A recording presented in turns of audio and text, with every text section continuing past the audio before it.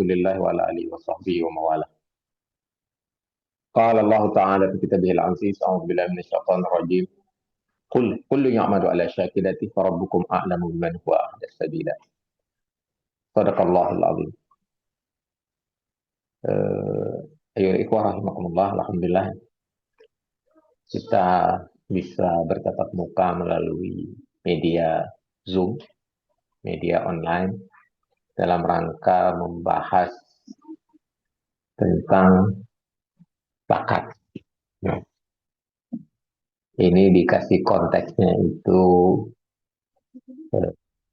tarbiyah muntijah. Sebelumnya saya mau feedback dulu, minta feedback. Ini suara saya cukup jelas atau ada suara-suara lain yang masuk nggak? Karena di sini cukup ramai tempat saya. Jelas, Suara Ustaz. jelas, Ustaz. Cuma Ya, kurang keras, Ustaz. alhamdulillah. Kurang keras Suara ya? jelas, cuma kurang keras. Oke, saya coba setting soundnya. Ini udah full semua. Saya di Alifah. Sudah, sudah maksimum, sudah 100%. Jelas ya? Ada yang kurang keras, kenapa ya? Dan sih, nggak ada. Ini audionya, pengaturannya, audionya.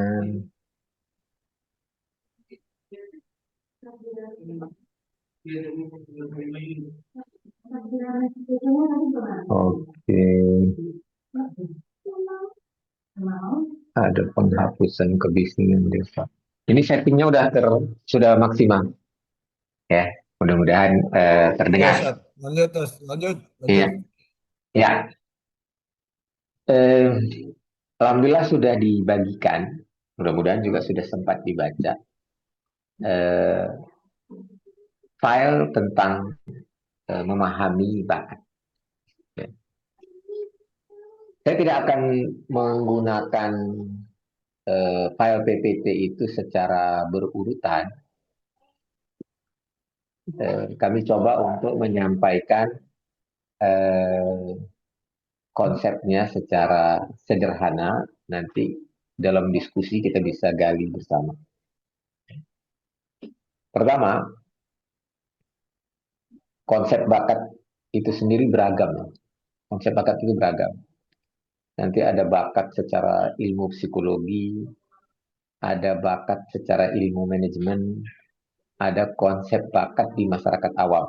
Kalau di masyarakat awam itu banyak yang minta ampun. Sakit aja itu dibilang bakat. Ada orang diabetes, wah ini bakat nih, bakat turunan maksudnya. Jadi konsep bakat itu sangat luas. Tapi yang kita gunakan di sini adalah konsep bakat dalam ilmu psikologi, ya, nanti dikaitkan dengan manajemen SDM yang eh, merupakan konsep yang diambil dari eh, satu lembaga riset di Amerika yaitu Gallup, sebenarnya Gallup. Kemudian eh, dikaitkan juga dengan pengelolaan SDM. Nah, makanya ini nanti terkait dengan tarbiyah muntijah.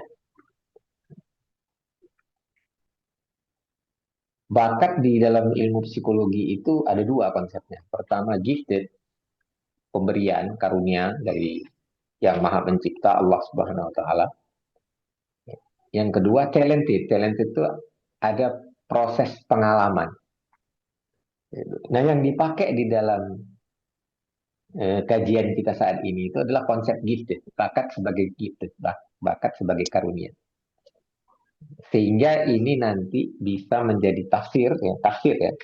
Jadi penggunaan konsep ini sebagai penjelas saja dari surat 17 ayat ke-84. Kita bisa baca dari ayat 85, 83-nya. Itu Allah berfirman, "A'udzubillahi minasyaitonir rajim. Wa idza an'amna 'alal insani a'adha wa na'a bi janibi. Wa idza massahu syarru kana ya'usa." Jadi manusia itu ketika diberikan nikmat oleh kami, kata Allah, a'rada, dia berpaling, wa na'a bi janibi, menjauhi sisi pemberi nikmatnya.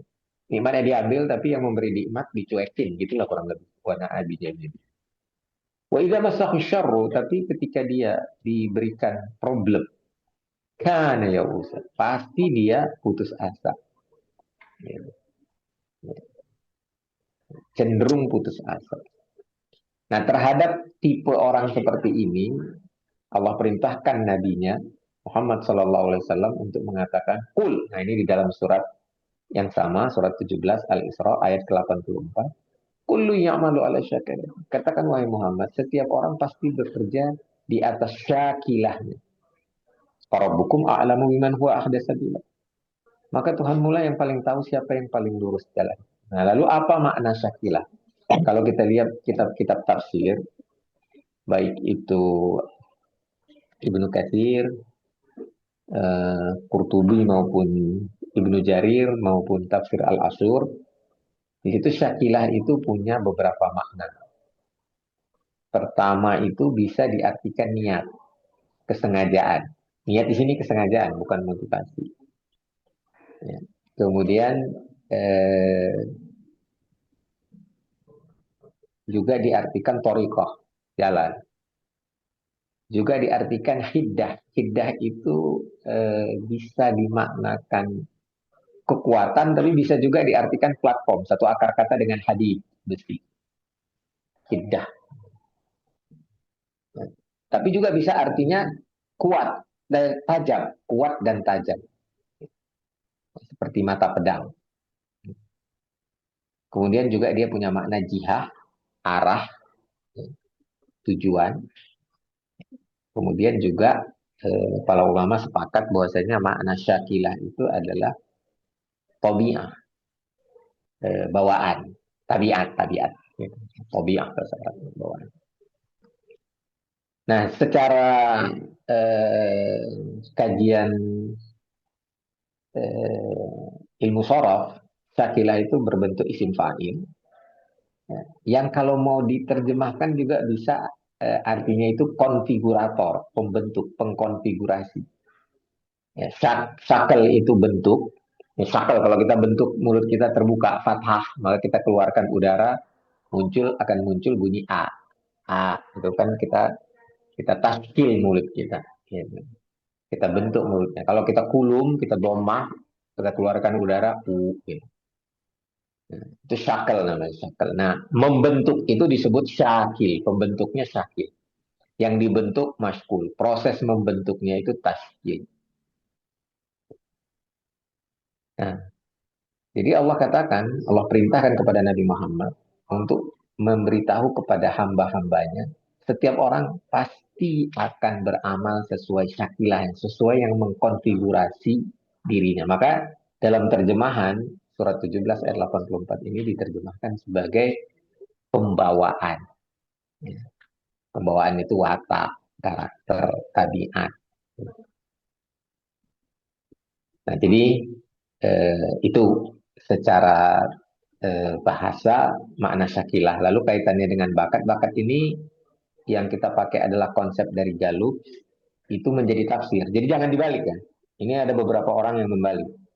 Ayat digunakan untuk membenarkan sains. Itu nggak boleh. Ayat tidak boleh dipakai untuk membenarkan sains. Ya. Karena sains itu bisa berubah-ubah. Ya. Ilmu pengetahuan itu bisa berubah-ubah. Ini konsep bakat yang kita bahas ini kan dari sains. Maka dia fungsinya adalah sebagai bayan saja, sebagai penjelas saja.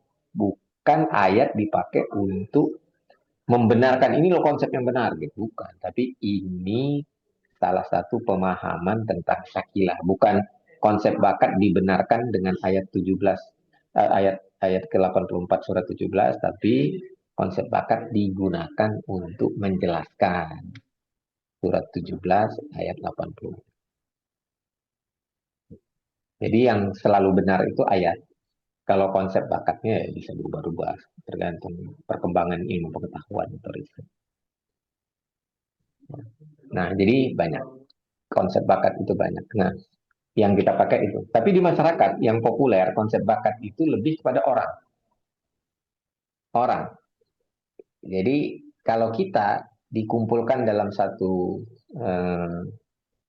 apa namanya istilahnya itu dikumpulkan di dalam satu eh, pool istilahnya, di satu tempat gitu, di dalam sebuah organisasi atau perusahaan, itu disebutnya talent pool. Nah, yang disebut talent itu orang. Jadi Verus kalau dia jago gini-gini, ya disebut Verus itu talent. Artis disebut talent, calon artis juga disebut talent. Orang-orang yang berbakat, orang-orang yang unggul di dalam sebuah organisasi disebut talent. Nah, ini di masyarakat ya, salah satu yang di masyarakat. Nah, ini tidak seperti itu yang kita maksud. Yang kita maksud bakat itu sifat bawaan, bukan orangnya, tapi sifat. Gitu. Yang menggunakan talent itu sebagai orang itu cenderung memakai mazhab talented, ya, dibakatkan dia karena terlatih sering dia jadi dianggap berbakat. Kalau itu lebih lebih kalau kita memahaminya sebagai kompetensi. Orang-orang memiliki kompetensi tinggi dikumpulkan, nah itu disebut talent tools, talent pool dalam dalam organisasi bisnis maupun organisasi sosial. Kemudian eh, talent juga dalam arti orang itu kalau pernah ngelihat Indonesian Got Talent, American Got Talent gitu, ya, perlombaan-perlombaan. Nah, kemudian kadang talent itu juga dianggap adalah performa. Nah, kalau di sini yang kita bahas ini adalah dasar dari performa, belum performanya itu sendiri. Jadi talent itu masih terpendam sebenarnya. Itulah makanya disebut bakat. Tapi bawaan, bukan bentukan. Nah, konsep yang kita pakai ini, yang dari Gallup itu secara sederhana itu nanti di dalam slide itu dijelaskan konsep dasarnya. Pertama dia adalah gifted, karunia dari Allah. Udah begitu dari sana. Ya, ya. Bukan karena dilatih, bukan karena diajarkan, bukan karena diarahkan oleh orang tua atau bukan, tapi dia gifted. Gifted itu nanti ya terkait fitrah, kondisi awal penciptaan. Kemudian 100% ditentukan Allah, namun perlu digali, dikenali, dan dikembangkan setiap orang. Yang kedua, konsep dasar dari bakat yang kita pakai di sini adalah intrinsic motivation. Dia menjadi salah satu unsur intrinsic motivation, dorongan dari dalam. Jadi istilahnya ini, kalau dia melakukan satu aktivitas itu bukan karena dibayar dia melakukan. Bahwasanya dia memang butuh bayaran, okay. Tapi lebih karena panggilan jiwa. Itu yang dimaksud intrinsic motivation, motivasi yang tumbuh dari dalam jiwa. Panggilan jiwa lah secara sederhana. Kemudian sebagai panggilan jiwa itu unik, setiap orang tuh unik, gitu. Ya. Setiap orang nanti punya misalnya 34 tema bakat, tapi urutannya nggak ada yang sama. Semua kita ini punya bakat, tapi urutan bakatnya nggak ada yang sama. Dalam hasil risetnya Gallup yang dari Amerika, dia mengumpulkan ada sekian ribu bakat, gitu. Tapi disederhanakan menjadi 34 tema bakat. Nah, semua kita punya nih yang 34, tapi urutannya nggak ada yang sama, beda-beda. Ada yang kuatnya di berpikir, ada yang kuatnya di komunikasi, dan lain sebagainya. Nah, itu yang disebut intrinsic motivation. Ya. Kemudian yang ketiga, konsepnya dia prosesnya inside out. Nah, jadi ini silakan dicatat ya. Saya tidak tulis di file itu. Kalau kalau konsep dasarnya saya tulis, tapi yang dimaksud sebagai gifted itu adalah eksistensinya. Gimana bakat itu ada dalam diri setiap individu? Dia karunia, gifted. Dia kenapa bisa ada pada Ustadz Adi Khalifah, pada siapa ini, Ustazah atau Bu Fitri Gustiana, pada siapapun yang hadir di sini pada setiap kita, bagaimana dia bisa ada di kita? Gifted, itu dia. Jadi itu eksistensinya gitu. Gitu. Kemudian, ya ini tolong di mute dulu. Mohon di mute dulu, di mute. Ya. Nah, adapun intrinsic motivation itu adalah eh, kita sebut sebagai eh, fungsinya, fungsi. Jadi eksistensi, nah fungsinya sebagai dorongan dari dalam jiwa, ya. Eksistensinya gifted, fungsinya dorongan dari dalam jiwa. Kemudian yang ketiga, aktualisasinya, bagaimana dia mewujud dalam kehidupan sehari-hari, itu proses aktualisasinya itu inside out, dari dalam keluar. Nah, ini bedanya dengan skill. Kalau skill dia outside in, dia dari luar dilatih, dimasukkan ke dalam diri setiap individu. Jadi secara sederhana nanti bedanya begini ya. Kita ambil contoh yang paling populer itu komunikasi. Kalau orang berbakat communication, dia kita sebut sebagai suka berkomunikasi, suka menjelaskan. Gitu. Kalau orang terlatih dalam komunikasi, skill, gitu. Nah itu dia mampu menjelaskan, karena skill, ya, itu kemampuan, atau kalau disebut kompetensi itu kemampuan menyelesaikan pekerjaan. Sedangkan bakat itu underlyingnya. Jadi ada orang tidak berbakat komunikasi, dilatih jadi bisa berkomunikasi, tapi tetap nggak berbakat. Jadi semua orang bisa nggak jadi presenter? Bisa, asal dilatih. Tapi kalau nggak berbakat gimana? Kalau nggak berbakat, performanya cenderung turun. Awal-awalnya karena baru dilatih masih semangat, kuat, tapi lama-lama garisnya itu nanti turun ke bawah. Ya. Gitu. Seperti nanti berlakunya seperti kurang lebih surat An-Najm. Wan najmi idza hawa, demi bintang ketika dia terbenam. Nah, grafiknya gitu, hawa. Grafiknya hawa, turun ke bawah. Semua orang bisa nggak jadi dokter? Bisa. Semua orang bisa jadi guru? Bisa. Tapi kalau nggak bakat, makin lama dia bukan makin bagus, makin lama makin melemah semangatnya. Kenapa? Tidak ada intrinsic motivation. Jadi tidak ada underlyingnya, dorongan dari dalam. Jadi kalau digaji gede, baru dia mau kerja. Kalau enggak. Karena nggak ada panggilan jiwanya. Soal bisa ya bisa. Semua orang bisa jadi dokter, semua orang bisa jadi apa aja bisa. Cuman nanti performanya. Kalau dia nggak bakat, malah kalau banyak pasiennya dia capek. Aduh, pasien lagi, pasien lagi. Kapan sih selesai?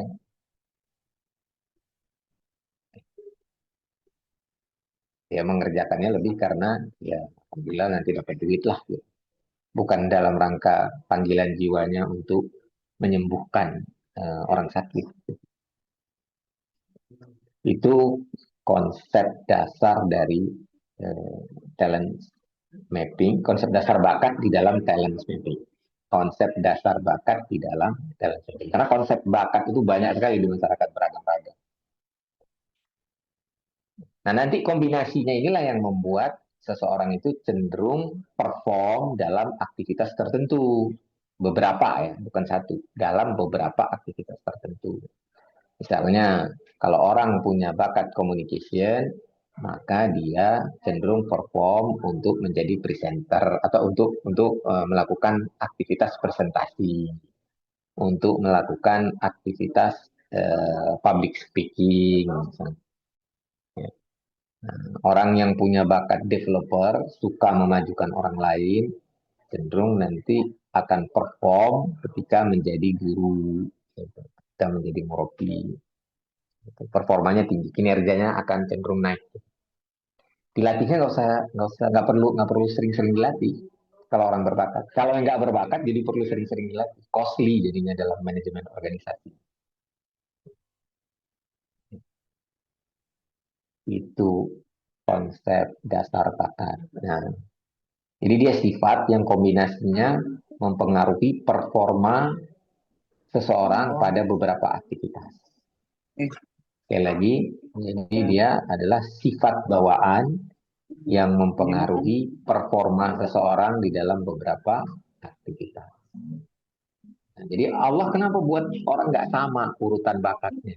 Iya. Semua orang punya bakat tapi beda-beda. Mereka-mereka yang brilian kan Ya, dan lihat kan tim yang kami menyusun ini tolong di mute dulu ya, di mute dulu supaya tidak terganggu. hal ini. Siapa ini ya, di mute dulu? diberitahukan juga supaya di mute dia. Oke ya, jadi kenapa Allah buat tidak ada yang sama itu kalau kombinasi dari 34 itu bisa 10 miliar orang unik tuh urutan. Di dalam file yang saya bagi itu ada urutan bakat. Ada 34, setiap orang beda. Kenapa beda? Lihat takhidza ba'dukum ba'dan sukhriya. Ya, dalam surat Az-Zukhruf ayat 43. Agar setiap orang ya, itu bisa mengambil manfaat dari orang lain. Kalau bahasa dakwahnya itu agar orang beramal jama'i. Ada yang kuat berpikir, dikasih peran-peran sebagai pemikir. Ada yang kuat menyapa, dikasih peran sebagai juru kampanye, sebagai khotib. Ada orang yang kuat bebersih, bebenah, menata, nah, disuruh difungsikan sebagai administrator. Jadi amal jama'i itu paling bagus, paling produktif kalau dasarnya adalah intrinsic motivation atau bakat yang gifted, yang karunia Allah itu. Sebelum kompetensi. Jadi latihlah bakat. Kalau dia berbakat jadi dokter, baru kuliah di kedokteran. Kalau nggak bakat, ya jangan. Karena nanti manfaatnya nggak akan maksimal. Sedangkan kata Rasulullah SAW, khairun nas anfa'uhum linnas.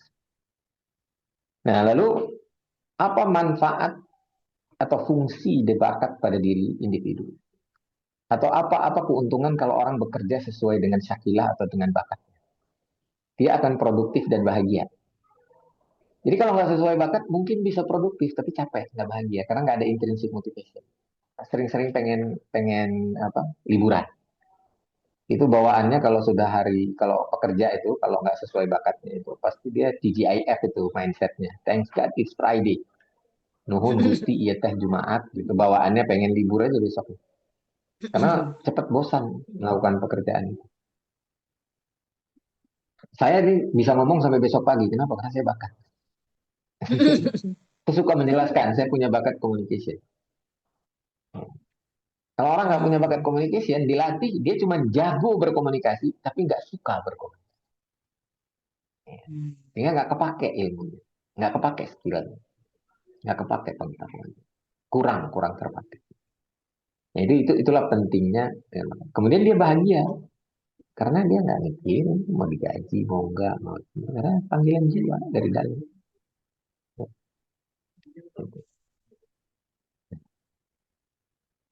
Sampai di sini dulu kita bisa perdalam dengan diskusi-diskusi saat Adi Khalifah supaya ada satu tahap dipahami dulu nih konsep dasarnya dulu. Nah, jadi nanti kita masuk ke dalam setelah ini tentang aktivitas-aktivitas apa saja yang terkait bakat, apa yang tidak terkait bakat. Silakan. Baik, Saya pikir Bapak gitu Ibu supaya sekalian, apa yang tadi telah disampaikan oleh Severus itu mungkin Bapak bisa katakan sebagai pengantar kali ya, untuk memahami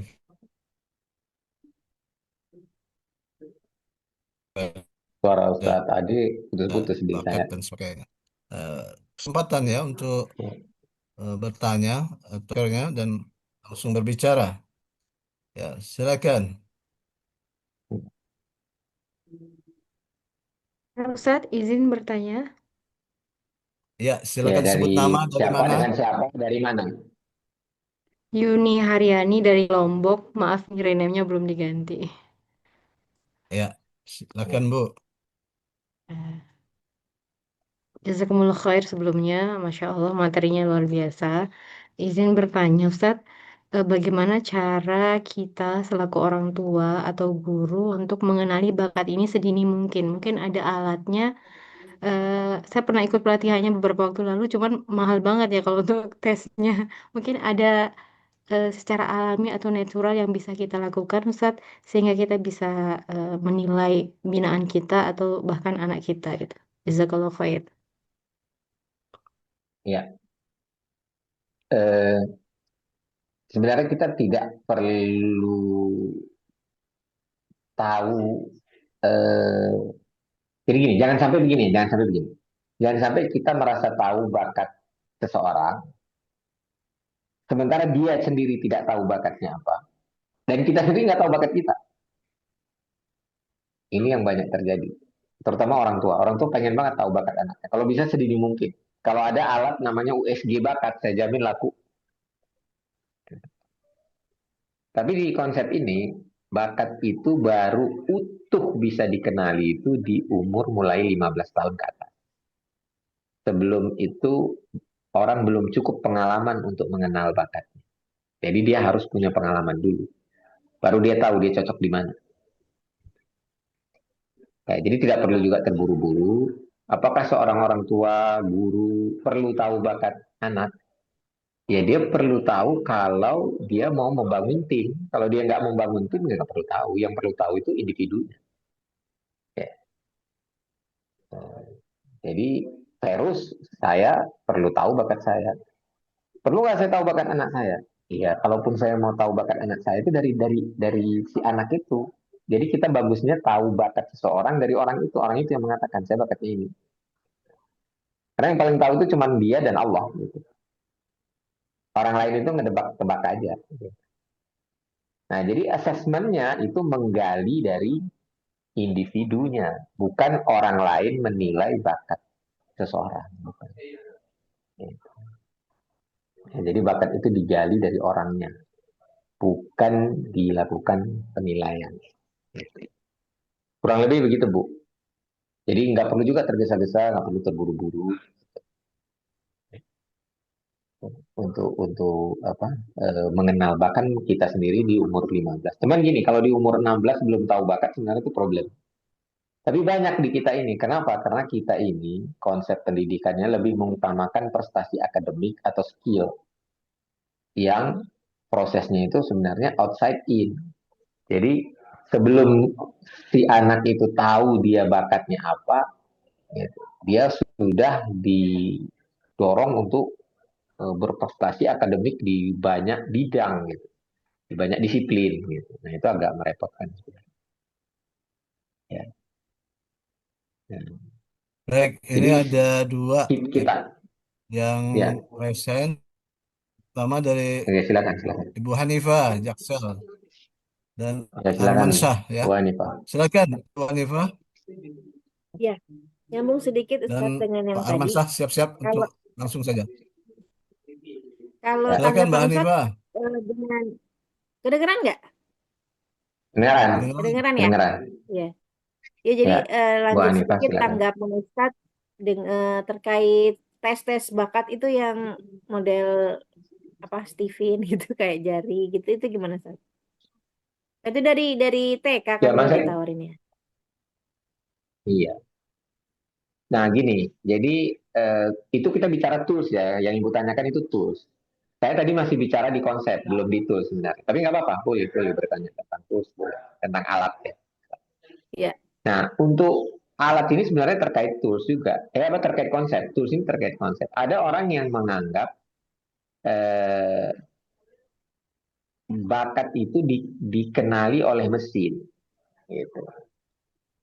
Gitu. Jadi ada yang istilahnya gini, orang ikut apa kata mesin. Kalau mesin bilang dia bakatnya A, maka dia udah jadilah A, gitu udah.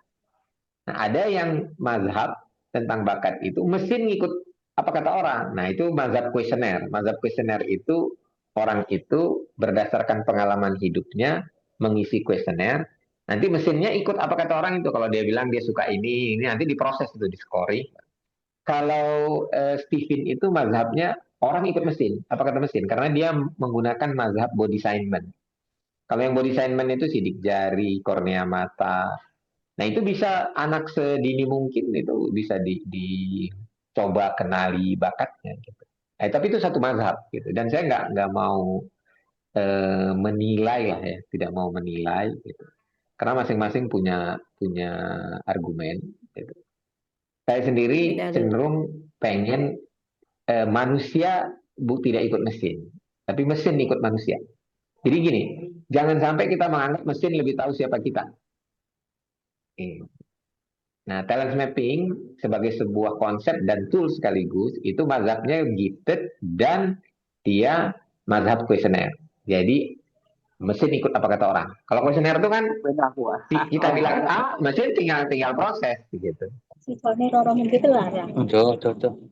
Jadi Tapi istilahnya kita Cocok. yang mengenali bakat kita, bukan mesin yang mengenali bakat kita.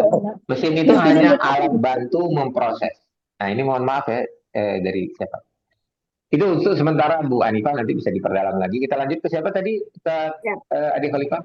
Pak Armansyah. Afwan Pak Ustad, Nah, Armansyah. Pak Hermansyah, silakan. nanya Pak Ustad. Hermansyah, silakan. Afwan Ustad, Ustad Ferus. Ya, Makasih Ustad atas ya, kesempatannya. Mau nanya Ustad dalam konteks murabi Ustad. Kadang itu kan ada ya, pertanyaan dari Ikhwa tuh. Saya nggak bakat jadi murabi Ustad.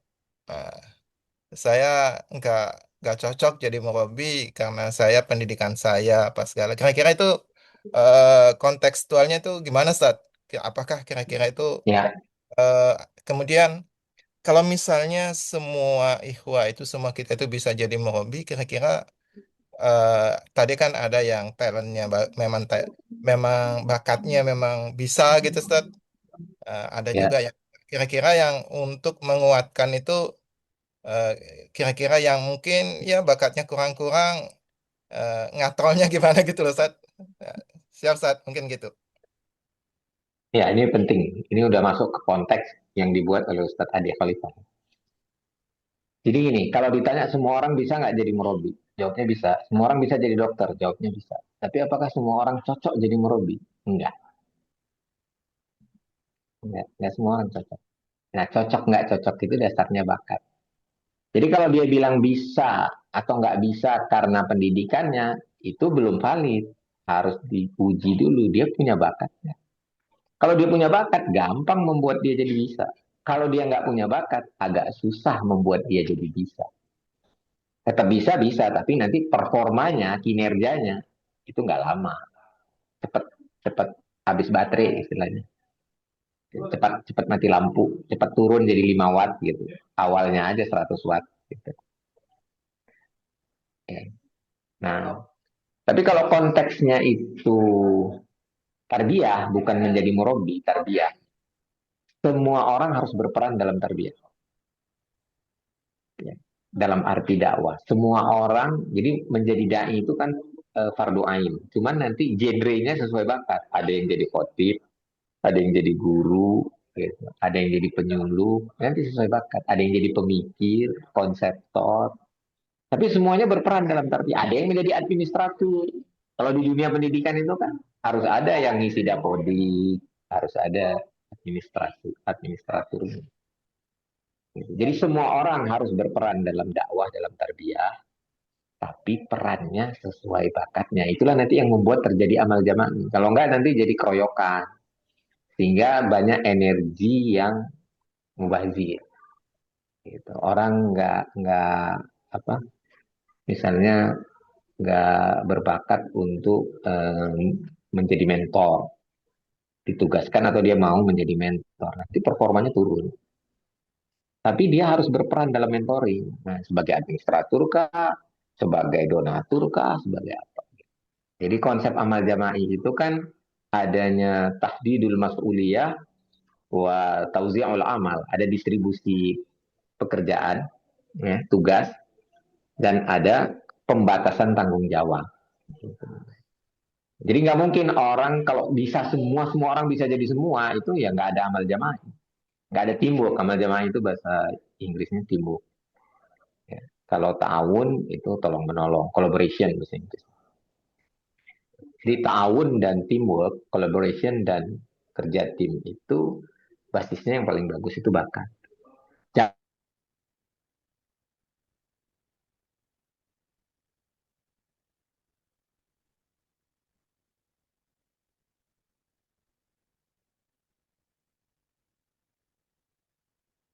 Halo Ustadz. Ustadz. Nge-freeze. Yang nge-freeze ya.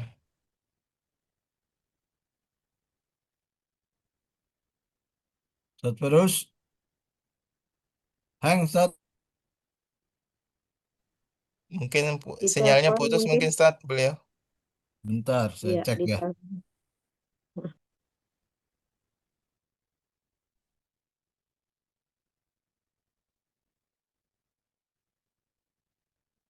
Halo, Tat, hilang. Hah? Nah, itu udah masuk lagi. Saya tadi kepental, nggak tahu kenapa saya kepental. Ya, sinyal. Iya. Ini udah kedengaran lagi ya? Udah, Ustaz. Udah terdengar ya? Udah. Pak Ade, saya udah masuk lagi, udah terdengar? Sudah, Ustaz, sudah. Sudah, Ustaz. Sudah, mantap. Ya, oke. Jadi begitu, kalau ditanya semua orang bisa jadi murabi, bisa. Tapi apakah semua orang cocok? Enggak. Sama kayak, cocok nggak semua orang jadi guru? Enggak. Tapi bisa jadi guru? Bisa. Bisa nggak semua orang jadi dokter? Bisa. Tapi cocok nggak? Enggak. Cocok nggak cocok berdasarkan bakat. Kalau bisa nggak bisa berdasarkan training.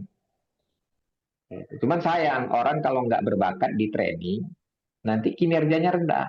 Fungsionalitasnya itu rendah. Kemudian dia kalaupun produktif, dia nggak bahagia, capek. Karena nggak ada dorongan dari dalam. Selalu harus ada extrinsic motivation, motivasi dari luar. Sehingga kita dalam manajemen sumber daya manusianya itu menjadi tidak efisien.